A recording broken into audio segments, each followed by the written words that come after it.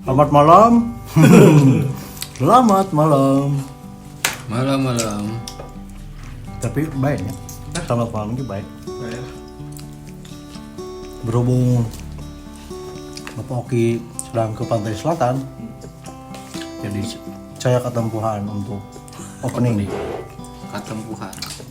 Anda sebagai vice commander. Dear Vice, bukan Vice yang filsafat. Cuma ini kayaknya suaranya rada iya. Coba cari dulu. Sok, cek. Ah, Ya Jadi udah, kayaknya- lanjut. Lanjut aja lah, biarin. Gak apa-apa ya sambil makan permen. cuman Harian baru. Kalian baru. kita lihat subscriber dulu lah. Oke, ayo gimana? Tambah satu. Oh iya, subscriber ada Bung Egis katanya udah Oh iya. teman saya Egis. Nambah lagi. Yo, terima kasih teman-teman atas subscribe-nya. Satu kan kemarin 30 kalau nggak salah. Dan nambah satu juga kita syukuri. Terima kasih. 31 juta. Oke. Cuma belum ada yang ngomen nih, masa nggak ada yang ngomen? Karena mungkin kayaknya materi yang kita berikan terlalu lengkap. Jadinya, nanya apa lagi semua udah ada nih. Aja ini. Jadi ini Mereka sulit untuk bertanya. Iya. Atau Mau komentar, ternyata tanpa cacat. Itu tidak bisa dikomentari anjing. flawless. Sangat flawless sih. Flawless konten banget ini. Jadi dia nggak dikomen. Itu satunya flawless konten di YouTube. Nah kita ambil positif aja. Mungkin kita mah berpikir ngaco aja. Sekarang kita bahas apa? Mending dulu. Mending dulu dong. Iya, kita bahas apa? Bahas tokoh-tokoh sastra. Oh, tokoh-tokoh sastra dengan narasumber tentu saja dengan ahli sastra kita. Udah Faris. Udah Faris. Pokoknya dengerin sekitar beberapa puluh menit ke depan masih bersama kita di obrolan tokoh-tokoh sastra Indonesia apa dunia? Indonesia. Indonesia aja lah ya. Dunia Karena orang tak apa sastra Rumania pusing. belum Zimbabwe kan. Iya. Democratic Republic of Congo. Kongo. Susah. Jadi kita ngebahas sastra Indonesia. Mungkin termasuk sastra daerah. Ini gimana Bang Faris? Oke. Jadi Boleh. tokoh-tokoh sastra maksudnya yang cukup mempengaruhi kalian yang berpengaruh di Indonesia. Indonesia. Oke, boleh paparan singkat dulu udah Faris. Paparan singkat apa? Apa itu tokoh sastra? Anjay. Tokoh. Tokoh kenapa di dalam sastra ada tokoh? Ada tokoh. Kan kalau pahlawan, tokoh perjuangan. Iya, Mau berarti pada saat itu teh dia Dia menjadi melakukan apa? melakukan Iya, perjuangan apa? Kalau pahlawan biasanya identiknya militer, Militer, politik. perjuangan lah gitu. Nah, tokoh sastra berjuang dalam sastra berarti Nih, untuk apa gitu? nih sebenarnya di ini dulu tokoh pahlawan itu pahlawan Indonesia ya.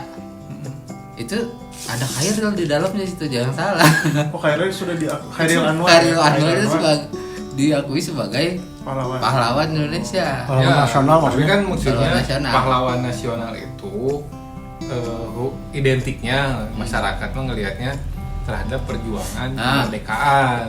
Ya. Gitu. Nah sekarang ada tokoh Sastra. sastra. Apakah ini teh tokoh-tokoh orang-orang yang membuat tulisan, membuat kesastraan, terus kemudian gara-gara dulu itu membuat tulisan, membuat kesusastraan gitu ya, dianggap aja tokoh. Nah, apa impactnya tuh buat masyarakat sebetulnya? Kenapa disebut sebagai tokoh gitu? Biasanya tokoh itu punya impact ya, punya pengaruh lah. Pengaruhnya gitu. Nah, ini kalau ngomongin sastra tuh sebenarnya mirip-mirip sama kayak seni lah. Udah emang seni kan. Maksudnya ranahnya kan seni gitu ya.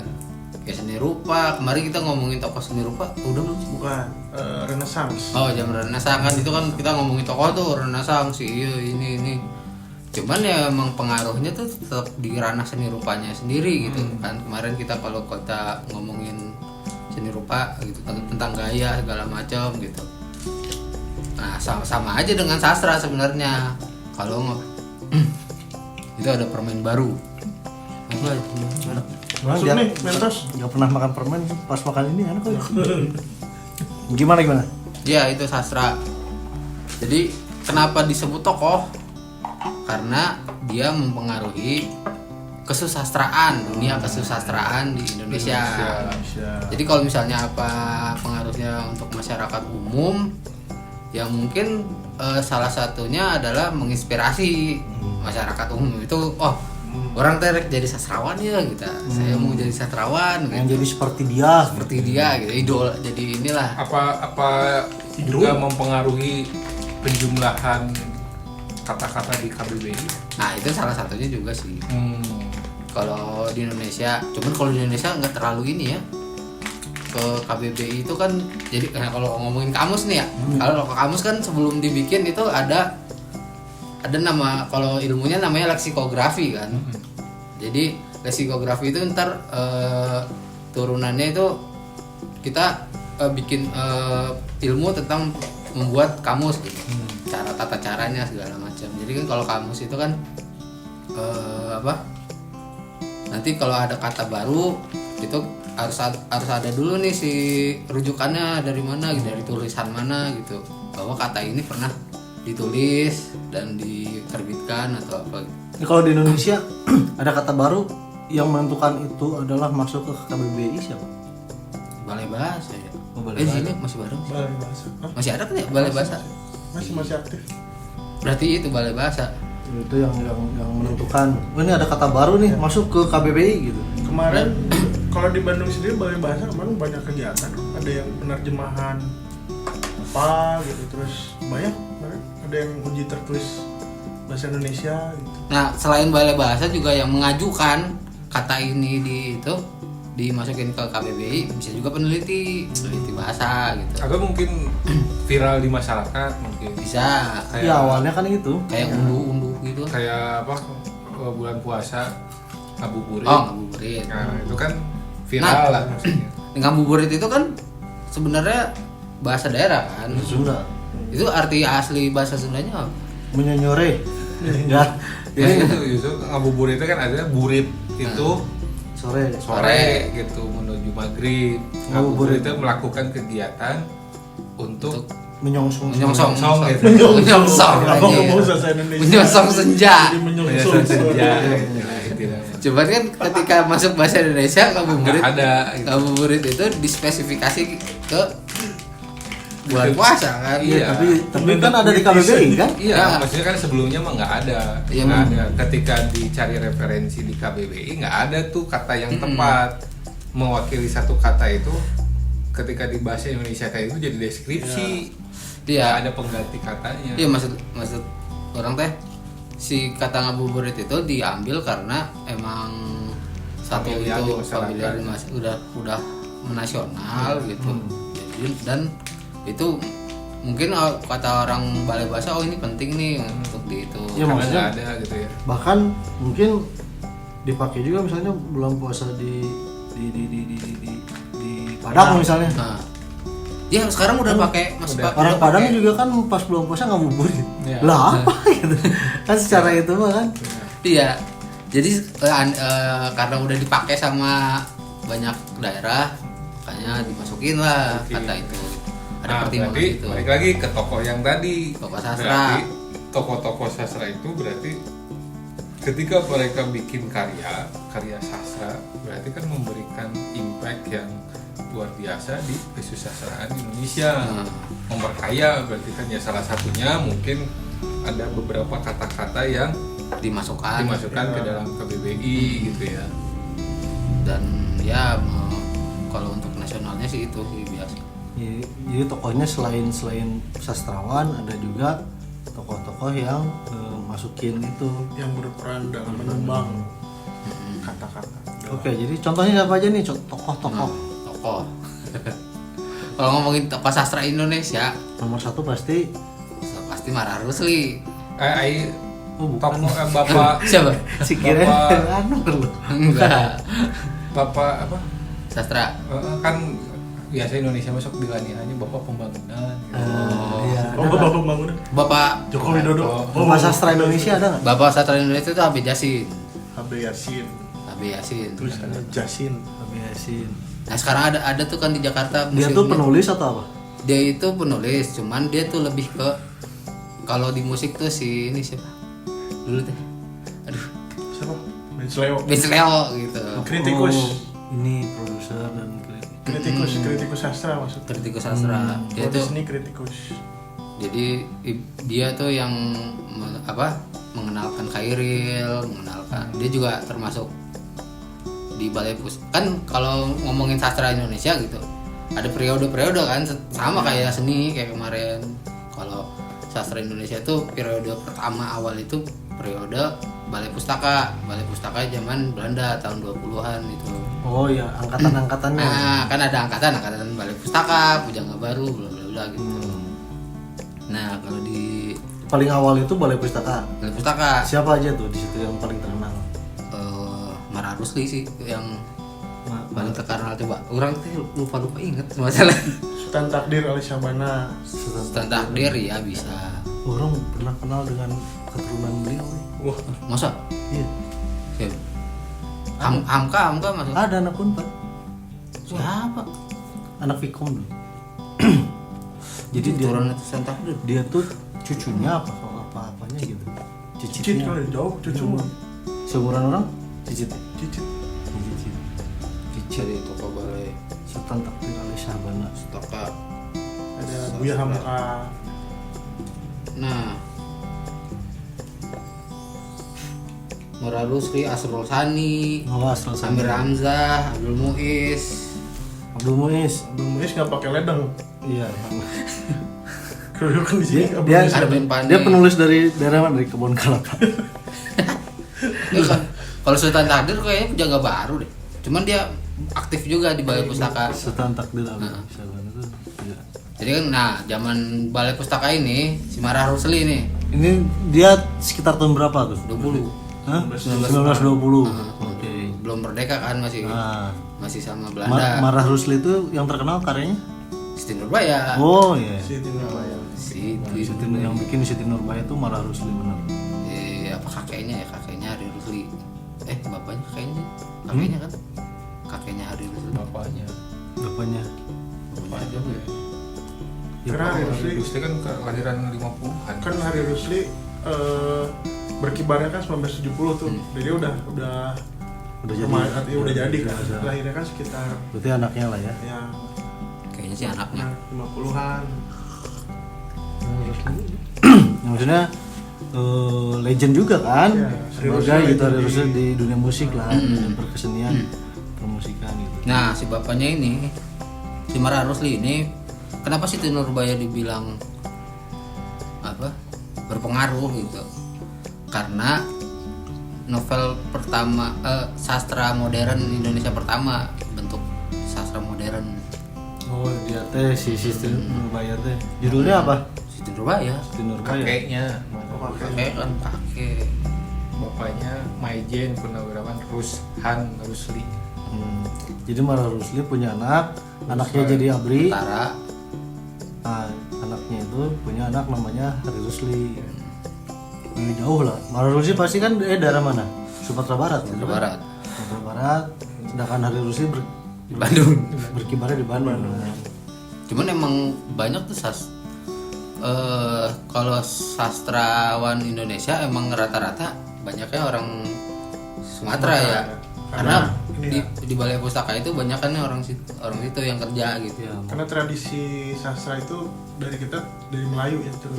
ya banyak bahasa Indonesia juga dari bahasa Melayu kan. Ya karena kan bahasa Indonesia itu kan sebenarnya bahasa Melayu pasar kan.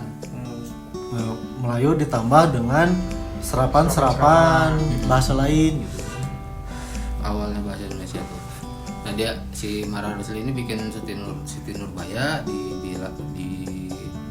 dinobatkan sebagai sastra Indonesia modern pertama. Bahasa Melayu tuh hari Senin apa ya? Senin. Had. Ahad mah pesantren. Hari Minggu.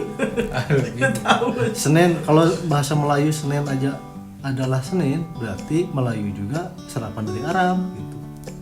Senin Iya. itu kan hari kedua.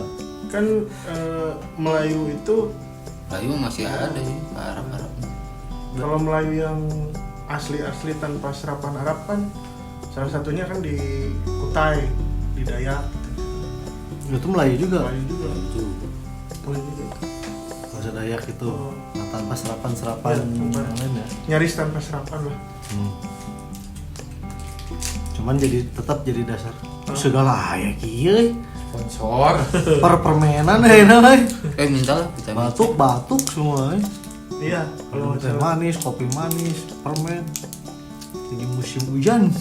iya jadi harus banyak karena Melayu kan salah satu rumpun. Jadi murni gitu. Termasuk yang satu yang rumpun kan kayak Anglikan kan rumpun, Latin kan rumpun. Brahmi kan rumpun, Melayu juga rumpun, terus Cina tuh apa ya rumpunnya? Ya Cina, Jepang, Korea kan satu rumpun juga gitu. Arab rumpun gitu. Nah, Melayu tuh rumpun juga. Jadi dia asli, cuman ada penetrasi Arab di kesultanan itu kan yang jadi kesultanan bahasanya juga berubah, ada serapan-serapan.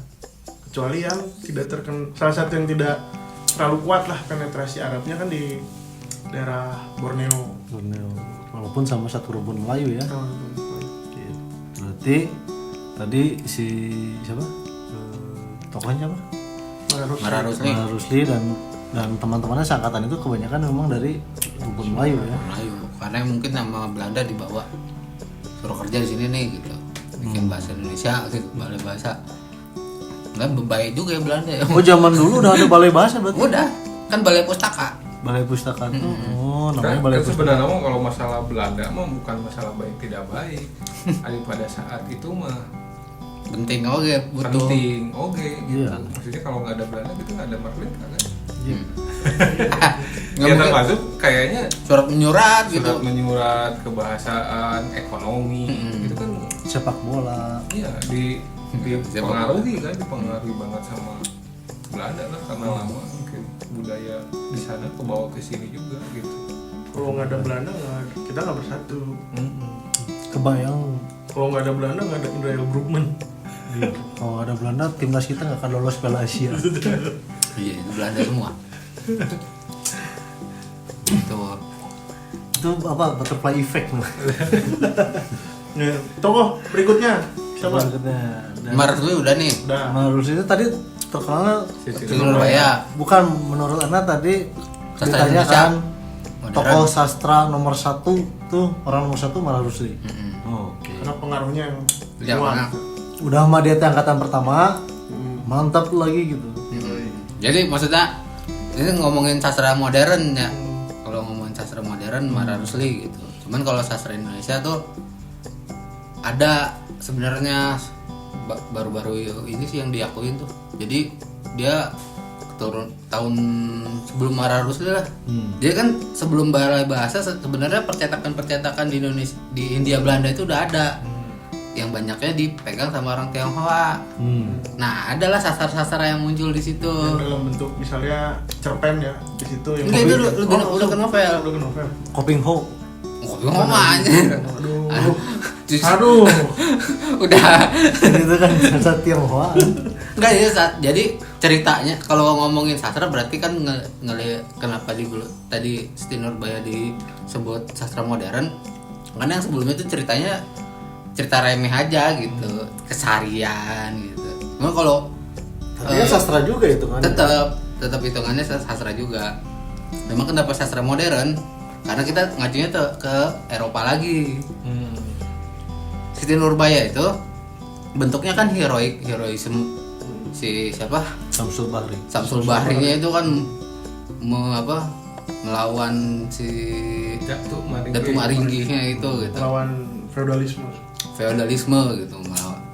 Nah, itu kan itu karakter sastra modern Eropa banget gitu.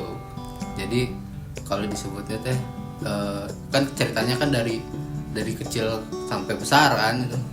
Kalau yang jadul dulu mah ya ibaratnya keseharian aja, nggak ada yang sampai. Contohnya apa? Ada nggak? Ada yang terkenal nggak? Karya sastra sebelum Siti Nurbaya yang terkenal. Wah susah nih. Tidak terdetek. Orang jarang nggak pernah baca. Tidak ke explore gitu. Soalnya susah. sempat senior orang tuh meneliti, itu ada penelitiannya.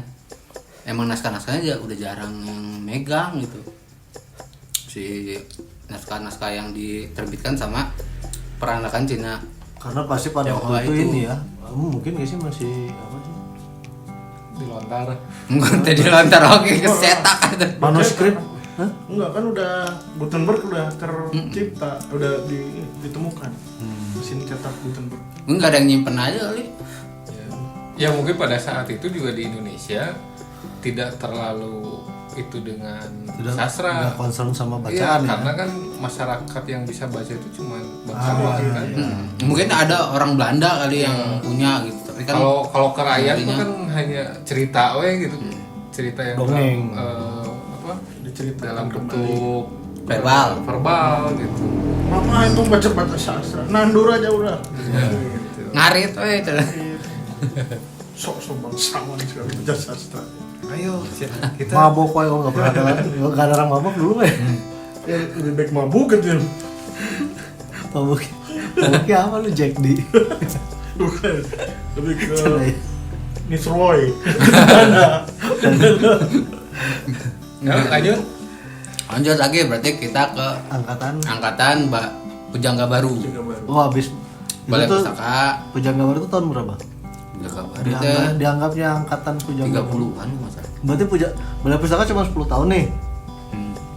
Pujangga Baru enggak, maksudnya enggak ada Pujangga lama. Angkatan Pujangga Baru. Bentar. Berapa pokok tahunnya? Googling dulu. Pujangga lama nggak ada. Tuh, 1933. Penjaga lama Balai Pustaka. Balai Pustaka itu disebutnya Pujangga lama Oh, gitu. Balai Pustaka itu istilahnya Pujangga lama. Pujangga Baru itu 1933. Ketika Pujangga Baru muncul itu Persib muncul juga. Enggak juga, kan udah direvisi, bukan 1933. Tapi katanya itu halusinasi. Nggak tahu ya. Oh ini ada nih. Penting mah menangnya aja lah. Balai Pustaka. Nah, kita 1920. ini for your information, jadi ketika kita mencari sumber referensi bukan dari Google ini, kita buka manuskrip lama. Manuskrip lama dari daun lontar. Nggak browsing nggak Oh browsing kita nggak ada internet sini. ada internet. Nggak ada sinyal. Makanya kita nggak upload juga seminggu sekali. Jadi Pujangga lama, lalu Balai Pustaka, lalu ada Pujangga Baru. Pujangga Baru. Nah siapa tuh Pujangga Baru tuh yang terkenal? Penjaga baru teh pas lahir versi 1933. Kan tadi udah bilang. Ya udah dibahas. Udah direvisi katanya. Udah 1919 lagi. Bisa dihalusinasi lagi, aduh. Ya, kalau Pujangga Baru itu ya itu angkatannya Abi Jasin, Armin Pane tadi, Buya Hamka. Buya Hamka yang paling terkenal itu Buya Hamka lah. Sama Oh dia Penggalawannya kapal Panzer. Nah, Buya Hamka itu. iya tenggelamnya Kapal Van der Wijk. sama apa? Udah ya paling. Itu berlindungan Iya, Ka'bah. apa? Di balik Di di bawah. bawah lindungan Ka'bah. Keren. Oh itu dari tahun 1930-an ya. Nah, itu kan sebenarnya pengaruh-pengaruhnya pengaruh sastra modern banget kan itu. Kalau misalnya kita bandingin cerita tenggelamnya kapal Van der Wijk sama Siti Nurbaya. Secara cerita, secara alur cerita tuh emang tetap dari kecil sampai besar juga gitu. Mau diceritainnya Heeh. si Hayati teh. Si Hayati sama siapa? Samsul Bahri. Samsul. Siapa? Lu siapa? Beda universe aja. Samsul Bahari mah. Iya, bukan. Hayati jeung sa. Hayati Orang sama- nggak sepucuk pengharapan. Bahadur. Bahadur. Baharudin. Bukan. Hayati dan Anjir, kita semakin diragukan ya pemerintah Indonesia. Tenggelam. Hayati dan siapa ya? Jendin. Zainuddin. Zainuddin. Barudin lagi. Zainuddin. Oh dia mah apa banget dia mah film favorit ya. Ah, bener. Ya kan pas film favorit ya disebutin. Itu kan ceritanya hampir sama sebenarnya kayak Hero to Zero lah. Zero to Hero lah gitu. Kalau sama Siti Nurbaya. Ya. Cuman di Balai Pustaka ini Penjaga baru. Pujangga Baru ini lebih ke nasionalisme yang ditekankan gitu, keindonesiaannya. Karena menjelang ya. Karena menjelang kemerdekaan kan. Dan pasca Sumpah Pemuda. Dia udah planning 15 tahun lagi kita merdeka. Enggak gitu juga. 10 tahun lagi kita merdeka. Ya. Belum kepikiran.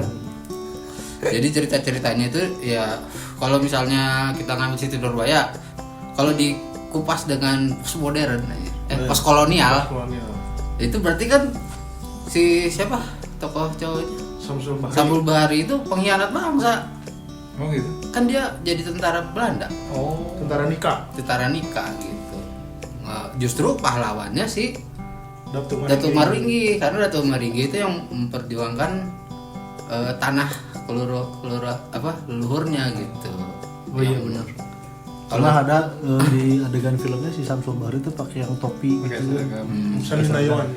Bukan. Si ini Gusti Randa. Gusti Randa sama Novia Polopaking. Sandi Nayawan mah hiji Si Midun. Kacak Midun. Sengsara membawa nikmat. Itu Mara Rusli juga ya? Lupa orang. Salah aja. Gue tuh banyak lupa sebenarnya. Karena Pujangga Baru itu sampai tahun sampai 45. Oh, udah merdeka sampai merdeka. angkatan 45 berarti. 45. Yang salah satu tokoh terbesarnya Khairil Anwar.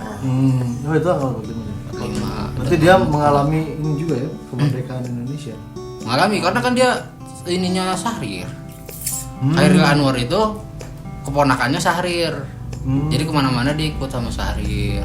Waktu ke PBB Sultan tadi enggak? Syahrir. PBB? Waktu Syahrir dikirim ke PBB itu enggak ikut ya? Enggak kayaknya. Kan keponakan ya, belum tentu ikut kemana-mana. Tapi kan dikasih pas Oh, masa pas pulang pasti dikasih oleh-oleh. biasa. Cerutu biasanya kasihnya. lainnya tak lain magnet ke kulkas. Orang Indonesia jangan buka kulkas. Buat apa ini? Lu gantungan kunci berarti. Diteliti lah. Oh ini ada gelombang elektromagnetik. Akhirnya baru ada saintis. Angkatan 45. Coba siapa? Khairil Anwar yang paling terkenal. Itu tuh jadi karya sastranya udah mulai puisi-puisi kayak gitu ya. Puisi sebenarnya udah ada sejak. Cuman kalau yang berpengaruhnya emang kalau Khairil tuh emang berpengaruh di puisi gitu. Jadi mengubah tatanan puisi Indonesia lah ibaratnya. Revolusioner ya. Kalau secara tatanan ya, secara kesusastraannya gitu. Kalau dulu kan puisi itu masih bentuknya soneta, syair gitu, yang sajaknya AA, Berima. Ini lebih ekspresif gitu. Lebih bebas. Oh puisi itu bebas juga disebut puisi ya? Dia kayak misalnya puisi Rendra kan disebutnya pamflet gitu. Puisi pamflet yang panjang gitu, juga kayak cerita. Ada puisi apa yang aduh anjir. Remisi Lado tuh? Mbeling. Puisi Mbeling. Cuma itu mah puisi ini itu mah punk rock banget. Itu mah gila ya. Tapi karena gini, tapi ini di luar dulu. Tapi itu secara teori ada itu. Ya jadi atau ciptaan dia aja. Nah, jadi berkaitan sama Khairil Anwar itu kan salah satu yang memberikan pengaruh ke Khairil Anwar itu sastra Prancis. Arthur Rimbaud itu dia kan nerjemahin gitu puisi-puisi dari Arthur Rimbaud sama Charles Baudelaire namanya. Nah, di Prancis itu di abad 19 puisinya itu memiliki struktur. Jadi punya struktur, ada medan makna dan segala macam. Jadi ada teori yang bisa membongkar lah gitu sih puisi-puisi di abad 19 itu terstruktur banget. Nah, si Khairil Anwar kan abad 20 nih, pertengahan abad 20. Tapi dia baru menerjemahkan puisi-puisi karya yang abad 19. Jadi kita kan kayak ketinggalan zaman lah karena Telatnya satu abad. Satu berapa puluh tahun lah gitu dari situ. Itu zaman Khairil Anwar ke sini-sini masih dipengaruhi sama apa namanya? Puisi-puisi abad 19. Cuman di periode abad ke-20 itu ada pemikir namanya Derrida. Jacques Derrida, dia yang berbicara tentang dekonstruksi, jadi menghancurkan struktur-struktur gitu yang ada untuk salah satunya untuk membentuk sesuatu yang baru. Nah setelah itu baru tuh mungkin kelihatan kayak si Hairil Anwar ini puisi-puisinya berbeda sama yang dulu-dulu gitu, yang berrima dan segala macam, itu didekonstruksi sama gayanya Hairil Anwar dan Angkatan 45. Embeling itu juga sebenarnya semangat dekonstruksinya masih ada, karena dia mendekonstruksi apa yang sudah puluhan tahun tuh dibentuk gitu. Itu juga, jadi ada semangat dekonstruksi itu. Kok kenapa sih ya, salah satunya kan ada pemikiran tentang kenapa sih bikin karya seni ini harus teratur begini gitu. Kenapa nggak bebas? Kenapa nggak bebas? Nah, kebebasan itu yang kalau kita di ranah pemikiran ya filsafat mungkin ya di konstruksi itu. Gitu. Berarti pengaruhnya lumayan dari kayaknya udah modern, udah lumayan modern juga kan kita, maksudnya udah ada akses gitu. Akhirnya kan sastra-sastra luar pada tahun itu udah masuk dengan mudah lah gitu. Tapi canggih juga kalau dia baca sastra Prancis. Tapi emang Hairil tuh jadi Hairil Anwar itu bukan sastrawan yang miskin ya ibaratnya. Itu dari keluarga kaya, orang ponakannya Syahrir. Oh iya. Ya, Jadi ada lah. bapaknya itu kalau nggak salah bupati di Sumatera Barat. Di daerah di Sumatera Barat apa di mana gitu. Terus karena perang gitu ibu sama Hairil dikirim ke Jawa, ke Jakarta, ke rumahnya Syahrir, tinggallah mereka di situ gitu. Itulah sih kayak. Cuman pas masih di Sumatera pun, di kampungnya pun Hairil tuh punya perpustakaan gitu, dibeliin buku sama bapaknya banyak gitu, buku-buku luar, buku Belanda, bahasa-bahasa Eropa gitu. Yang itu kan yang baca apa sih, pendahulu kita tuh ya kayak Bung Karno kan bacanya macam-macam ya, berbagai bahasa, terus jadi polyglot kan, yang sempat kita bahas, mungkin nanti kita bahas juga ya masalah kecerdasan linguistik gitu. Kumaha caranya tiba-tiba langsung jago. Nah itu kan hebat gitu sebenarnya. Maksudnya walaupun ya mungkin penerjemahannya nggak salah, Hairil juga menerjemahkan puisi luar dan bahkan itu banyak dipertentangkan gitu terjemahannya. Cuman ya zaman dulu tuh berani aja gitu ya. Iya. Orang memaknai ini maknanya kayak gini nih gitu, jadi sotoy. Sebenarnya jadi sotoy gitu. Iya. Cuman kan ya namanya juga negara baru gitu ya. Kotak-kotak. Jadinya membentuk karakter kan, jadi gitu karakter si Indonesianya sendiri. Oh, berarti maksudnya bagus juga. Jadinya zaman sekarang bisa jadi bahan perdebatan. Beberapa karya juga dikritik sama Gunawan Muhammad kan, yang ada liriknya tuh seperti Ahasveros dikutuk cinta oleh Eros gitu. Itu sebenarnya Ahasveros dan Eros itu nggak ada hubungannya gitu. Ahasveros ceritanya mana, Eros ceritanya mana gitu. Menurut Gunawan Muhammad, ini Hairil salah pemaknaan nih tentang Ahasveros gitu. Kan kalau di puisi juga harus ada logisnya juga kan ya. Maksudnya ketika jadi memakai kata-kata tokoh Ahasverosnya ini di dalam disambungkan dengan Eros itu sebenarnya nggak nyambung gitu. Cuman secara kata dia indah. Jadi kenapa Hairil Anwar itu legend? Karena dia hidup di masa lalu. Tapi ya selain itu, cuman kan dia juga cukup menonjol di antara sastrawan yang lain zaman itu. Masalahnya nggak ada lagi, Nggak ada yang mau. Nggak ada itu Hairil lah. Masa pas zaman Hairil kan berarti lagi zaman Jepang ya, pendudukan Jepang itu kan, maksudnya kehidupannya tahun 40-an sekian. Angkatan segitu. Nah dia itu emang yang salah satu yang nggak mau banget diatur gitu sama. Kan kalau di zaman Jepang itu sastra atau kesenian itu harus merujuk kepada mengagung-agungkan kekaisaran Jepang. Dibentuk ininya kan pusat kebudayaan. Ada pusat namanya? Namanya lupa kalau Jepangnya, cuman ya intinya mah Jepang membentuk pusat kebudayaan itu yang isinya semua seniman-seniman di Indonesia gitu. Sebagai yang ditugaskan untuk bikin propaganda. Nah, propaganda itu salah satunya kayak Event dulu. di Jepangan. Hah? Event di Jepangan. Ya, itu dia. Wibu-wibu. Bentuk bahasa Indonesia menjadi wibu. Zaman dulu tuh udah ada wibu. Wibu gitu. senior di Bisa Indonesia. jadi Ada event di Jepangan sejak dulu. founding wibu. Ya itu. Salah 45 berarti berapa? Salah 45. Angkatan 55. Angkatan 55 itu adalah Kalau nggak salah angkatan 55 teh. namanya, angkatan 55 namanya. Angkatannya berarti per tahun berarti. Menyesuaikan dengan tahun. Jadi Ada kategori jadi kan sebenarnya ada dua peletak angkatan-angkatan di Indonesia ini. Pertama Habib Yasin, satu lagi Habib Rosidi. Habib Rosidi itu kan sastrawan Sundala gitu. Nah, yang Habib Yasin itu cuman sampai angkatan 60 kalau nggak salah. Habib Rosidi itu sampai Sastrawangi. sampai Sastrawangi kok sampai 2000-an.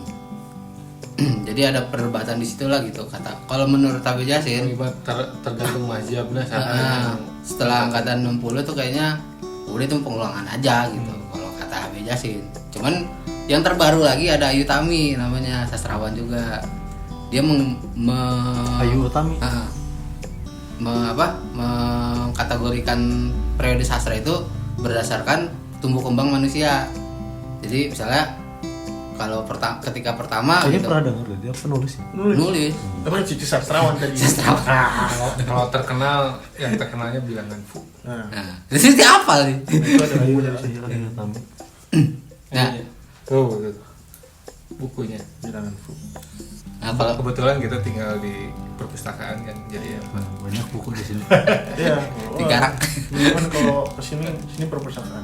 ya, ya itu tadi Ayu Tami itu mengkategorisasiin seperti mengibaratkan tumbuh kembang manusia ketika angkatan Pujaga Baru itu Balai Pustaka itu lebih ke meniru kan, meniru, terus ke Balai Pujaga Baru lebih ke masih mencari ke inian, ke keorisinalitasan mungkin gitu. Pas ke akhirnya lebih ekspresif kan. Kalau anak tumbuh kembang manusia kan kayak gitu kan psikologisnya kayak gitu. Ada tuh di YouTube-nya bagus. Itu yang terbaru gitu ya, si peletakan gitu. Boleh ya berarti seorang sastrawan Apa? mau meneliti terus kemudian membuat kategori ini angkatan ini. Bisa ya.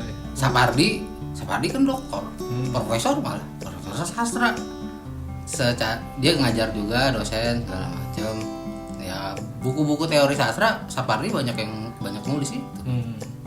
Selain dia bikin karya sastra, dia juga itu. Tadi angkatan berapa? Angkatan 55 ya? 55. 55. 55 tak ya? Angkatan 55 itu berarti udah merdeka ya? Udah merdeka. Hari S 50, 60 kalau di Ini Arum angkatan seberapa? itu 90-an kayaknya. Sastrawan. Tapi Enero tuh belum tahu lu siapa orangnya. Entah cewek atau cowok. Bahkan orang juga nggak tahu itu cewek apa cowok ya. Itu berarti kayak yang apa tadi? Kayak iya kayak siapa? Siapa? Bukan basket. Coba. Bansky. Kayak Bansi. Bansky. Sampai sekarang nggak tahu. Nggak tahu siapa. Nah, ada satu periode di mana sambil dia nyari lah, Apa? politik gitu masuk ke wilayah seni, termasuk sastra, terus memecah belah di situ. Udah belum Periode apa itu? Nanti ini sedih sambung. Ada masa ketika sastra itu terbelah menjadi kelompoknya manifestasi kebudayaan, Temani Kebu sama Lekra gitu. Itu kan politik masuk, Lekra yang dianggapnya sebagai underbownya PKI, komunis dan segala macam, lawannya itu kasusnya manifestasi kebudayaan. Jadi bentuknya kayak semacam propaganda gitu. Bukan, ya waktu itu kelompok-kelompok masyarakat termasuk kelompok seni itu dipergunakan sebagai underbow underbow lah. Ya terus ya kayak organisasi mahasiswa juga kan HMI kemana gitu, terus kalau yang PKI kan apa gitu si ini organisasi mahasiswanya gitu. Nah di situ lahir orang-orang siapa? Pramudia Anantatur. Pram tuh masuknya ternyata di angkatan 45 sih. Oh masih, oh dia udah berkarya di Pati. Cuman karya-karyanya yang melegenda kan di tahun itu ya, di zaman-zaman Lekra itu. Yang menarik di si dari Pram itu tuh ini ada sekarang istilahnya Pramisme. Oh, jadi sebuah isme jadi isme gitu. Korek apa orang? ada tuh. Panjang umurnya. Hah? Panjang umurnya. Pramudia. Iya, baru meninggal 2000-an. 2000-an. Rendra. Siapa tahu udah tuh Udut lah. pasti tuh ya. Nah, umurnya panjang. Ini menurut Pramudia itu menulis adalah sebuah pekerjaan untuk keabadian. Kalau di Manikebu siapa ya? Manikebu itu Taufik Ismail, Gunawan Muhammad masuknya. Manikebu itu angkatan 66. Iwan Simatupang, Cuman itu coba Lekra. Taufik Ismail. Itu Wijaya, Rendra itu masuknya 66. Setelah 45 66. Ada WS Rendra, Putu Wijaya, Oh, udah Taufik modern Ismail. banget berarti ya. Itu tapi pasca Pasca itu ya, itu ya. pasca Lekra dan Manikebu itu. 66. Ya, karena itu kan pasti udah di-cut di 65 dong. Iya. Si Lekra itu Lekra kan. udah dikasih. Ya makanya buku Kairil buku Pram kan dulu kan dilarang banget kan. Ya Pram juga sempat ditangkap. Sebenarnya kan antara Lekra dan PKI sebenarnya kan nggak nyambung sebenarnya. Lekra tuh ya ibaratnya kita bikin paguyuban gitu. Ya udah terus tiba-tiba PKI datang masuk ke gua lah. Gitu. Sponsor. Oh ya ayo gitu aja sebenarnya. Ya, bagian dari pengkaderan aja. Kena deh. Nah, habis itu ternyata kena gitu. Karena yang semuanya yang dibabat itu yang terafiliasi. Kalau kita baca Pram, nggak ada sama sekali hubungannya sama Orde Baru lah. Itu lebih ke kolonial. Sama komunis. Kolonial kritik terhadap komunis, terhadap kolonialisme gitu kan. Cuman kalau ke komunisnya emang rada kuat gitu. Paham Paham Marxisnya. Marxisnya.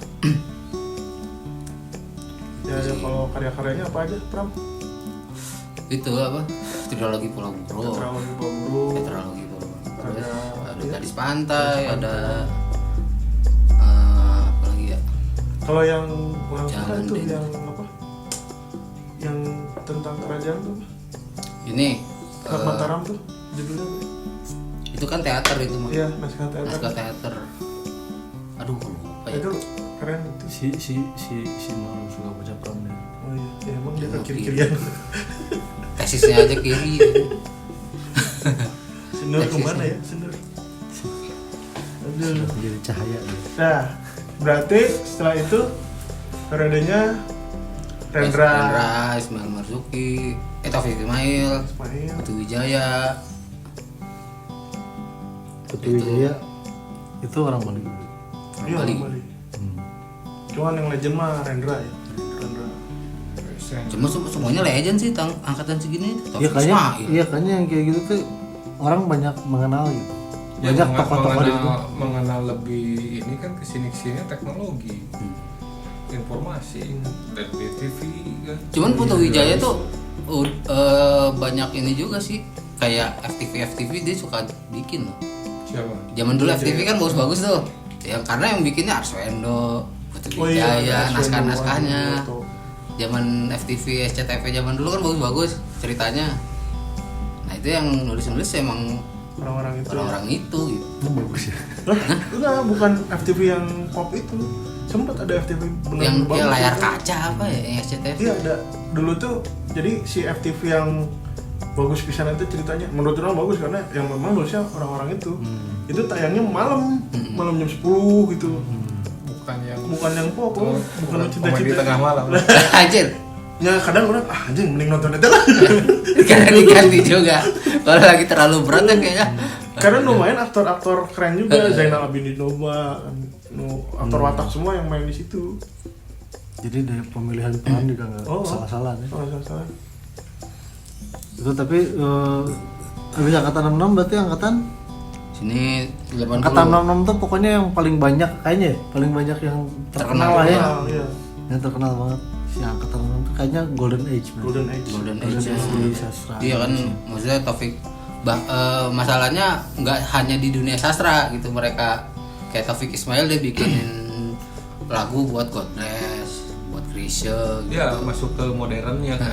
Iya, ke semua aspek juga ya. Wes Rendra juga sama Rendra. Kantata Takwar, Ada Takwa, Iwan Fals gitu. Ke musik, ke teater gitu ya. Putri Wijaya film, dia banyak juga tuh film-filmnya Putri Wijaya. Karena di situ juga ada Yang terkenal, paling terkenal Apaan? karya-karya dari angkatan tahun Wes Rendra paling yang apa, pelacur dan Burung Kondor. yang Burung Kondor itu. Iya. Aduh, gue lupa. Jadi ada Burung Kondor. Paling Taufik Ismail lah kalau misalnya Taufik karyanya. Ismail. Oh, Yang lagunya ini lagunya Chrisye akan datang hari itu, liriknya yang bikin si Taufik Ismail. banyak juga Taufik Tangan Ismail, dan kaki berkata. banyak Taufik Ismail juga sama Bimbo juga kan? Iya. sama Nah, Bimbo juga sama kan. Bimbo kan. Jadi udah nyebrang-nyebrangnya dari sastra ke musik, sastra ke film. Udah mulai inilah gitu. Udah ada kolaborasi gitu, proses kolaborasi. Apa cintaku sepotong roti. Cinta dalam sepotong roti. gitu. Oh, Sapardi juga masuk 66 kalau nggak salah sih. Iya, Habis itu dia ada angkatan 80. 80. Ini lebih ke rata-rata sih New Wave berarti ini angkatan. angkatan-angkatan NH Dini gitu, lebih ke Mika cewek. Tambayong, Hah? Dika Tambayong. Yopi Tambayong. Itu mah Remi Selado. Oh, iya. Iya, angkatan 80 sih Remi Selado. Remi Selado masuknya 80. Dia kan nama aslinya Yopi Tambayong. Yapi Yapi Tambayong. NH Dini tuh yang ini, anaknya tuh yang bikin Minion. Despicable Me Yang tuh yang bikin ngedesain anaknya. Bukan karakter. desain, emang dia yang bikin. Iya ngedesain karakternya Minion kan, Kalau ceritanya juga deh. sama ceritanya. Despicable Me tuh dia kalau nggak salah. Siapa? NH Dini, Dan hari ini. anaknya tuh yang bikin si Oh, Despicable Me. anaknya dia. Dan hari ini tuh robohnya surau kami. Bukan. Oh bukan, salah. Makanya dia jadi narasumber. Kalau 8 bulan gue lupa sih si karya-karyanya. 80-an mah Karena kayaknya udah masuk pop, kayak ada Ali Topan. Oh itu 80 lupus. Lupus 80-an lah. Lupus sudah. Itu kan sastra dong. Berarti udah. si Hilman berarti ya? Cuman, Mungkin kita kalau misalnya yang popnya Hilman. mana baca yang lupus tuh? Nonton nunggu. Si Boim Lebon. Boim Lebon kan sama Hilman itu bikin lupus. Oh ada boy nonton. Lebonnya pasti diambil dari Simon Lebon kan, Duran-Duran. Yoi. Jadi itu pasti terpengaruh banget budaya New Wave karena Rambutnya lupus juga duran-duran banget. iya rambutnya kan emang musimnya pada jadi memang pop culture mempengaruhi itu. Rian Hidayat.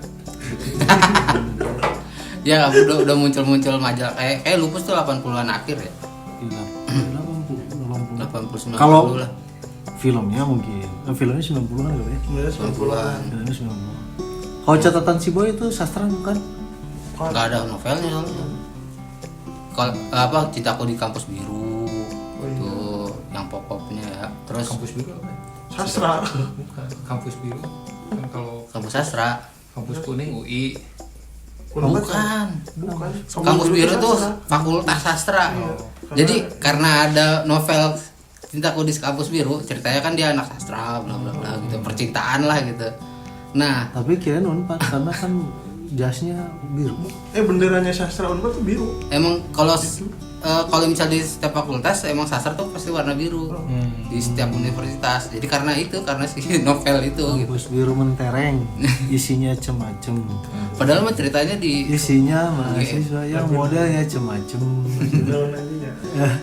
Merah, kuning, hijau di kampus yang biru. Mahasiswa rantau. Oh iya, PHB. mahasiswa rantau. Partai Kebangkitan Bangsa. PKB aja. 80. Siapa tadi? Hilman ya. Gimana kalau yang pop-popnya? Arswendo. Arswendo masuk. Tadi masuk ke angkatan berapa? Tapi maksudnya yang angkatan lama juga kan masih berkarya di Masih, 80 dong. Cuman Maksudnya ya, walaupun dia masuk angkatan 66, Sesuatu yang baru berarti ya. tapi di 80 dia masih tetap berkarya banyak kan. kalau Nah, itu tapi yang 80-an tuh lebih ke apa? ke kayak Mirawe, Enhadini itu kan ibaratnya sastrawan. Orang pernah Oh, meliput itu. bukunya si Tentang romansa itu mah ya. Iya, cuman lebih ke feminisnya gitu, udah masuk paham-paham feminis nih. si bukunya teh si Mirawe teh biasanya covernya teh lukisan-lukisan gitu kan. Ada lukisan. Orang pernah beli soalnya kerar hadiah ulang tahun. Tapi si bentuk dan warnanya tuh mirip-mirip Ngeri. petrokan gitu. Udah zamannya tuh macamnya Franz Kafka. Anjing. Oh si Tatang Es asup mana? Komikus aja itu. Asup Ini kan komikus. tidak masuk orang sastrawan. tapi ya Wah, pas di orang baru masuk kampus, ayo dosen orang namanya Tatang es apa gitu. Terus ada yang nanya, "Pak, Bapak yang bikin Tatang es anjing kan?" Goblok aja. Ya mungkin aja kan mungkin namanya sama ya. Kan kita nggak tahu Tatang Es yang mana. Atau ini Bastian Tito. Bastian Tito, ya Itu Miro Sablon. Ya kan itu kan bikin novel, sastra doang gitu. Iya. Ya jadi karena kalau angkatan-angkatan kayak gini kan tokoh-tokohnya tuh ya jeleknya sastra Indonesia gitu. Dia tidak bisa ketika udah masuk pop tuh nggak bisa merangkul gitu.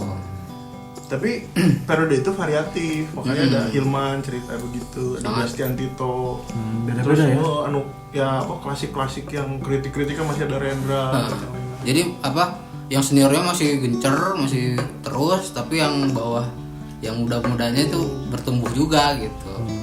Tapi mereka collab gitu. Jarang sih kalau. Jadi Gua nggak tahu ya kalau. genre-nya masing-masing aja jadi gitu.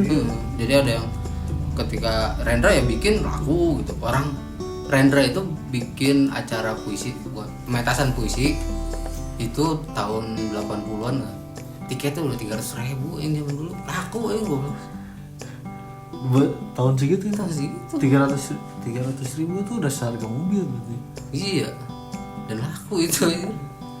Maksudnya segitunya gitu. Itu Geliat. tahun segitu motor aja masih 85 ribuan. Berarti mobil lah dapat lah. Wah, tiket cosplay kan seharga motor. Enggak juga. Oh, enggak. Motor Oh, bisa Blackpink. Semotor Revo Beat enggak ya? Coba tanya Pak Oki yang punya yang Revo-nya baru. Oh, iya, sebenarnya sih Seperti tiket apa? cosplay.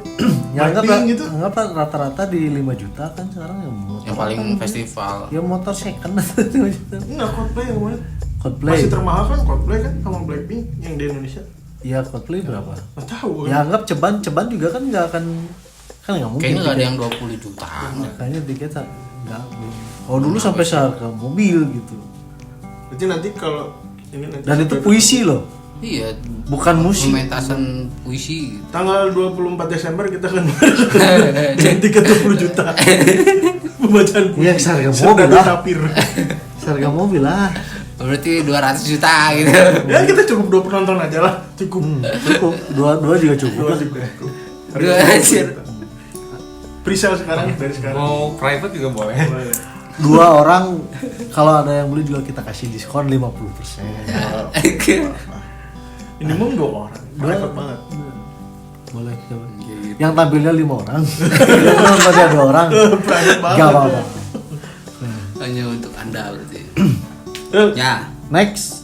di periode Nah, Berarti setelah- periode angkatan reformasi. Oh, berarti udah 90-an. Akhir lagi. Reformasi itu kan dalam semua ya. Udah di sekarang kayaknya kalau reformasi itu udah yang Pasti 98 kan. Atau kayak Setelah itu berarti Wiji Tukul gitu. Ya, Wiji Si Tukul. yang muncul tuh Ayu Utami pun masuk gitu. kami Dewi Lestari Oh iya. itu angkatan segitu dia munculnya.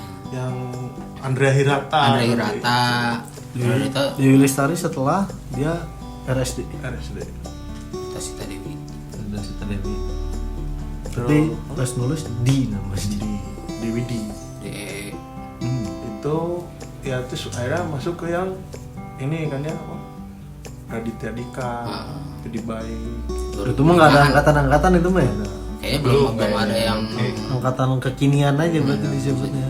mungkin kayaknya angkatan 2005 itu munculnya banyak setelah inilah Andre Hirata muncul banyak sastra Indonesianya tuh lebih ke arah autobiografi. Autobiografi. Kayak misalnya si Raditya Dika kan tentang cerita kesehariannya Iya, dia dia, bukan blog. fiksi. ada yang baru yang itu budak kurang macam Tereli. Terelie, kalau Terelie Leila kan. S. Chudori. Nah, jadi ada pergerakannya juga gitu. Kalau yang kayak Raditya Dika atau Pidi Baik itu kan lebih ke cerita keseharian, nggak fiksi gitu.